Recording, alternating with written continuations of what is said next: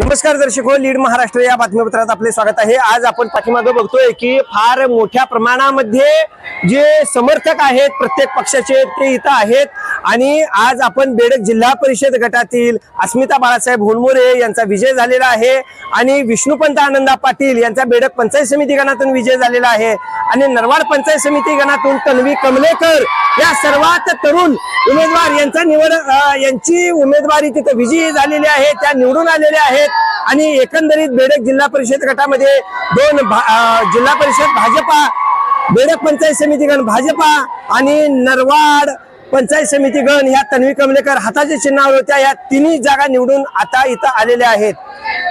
बेडग जिल्हा परिषद गटातून अस्मिताताई होनमोरे ह्या जवळजवळ 400 ते 450 मतांना निवडून आलेले आहेत। तसेच मी बेडग जिल्हा परिषद गटातून बेडग गणाचे उमेदवार आमचे विष्णुपंत पाटील हे सुद्धा 225 मतांना निवडून आलेले आहेत।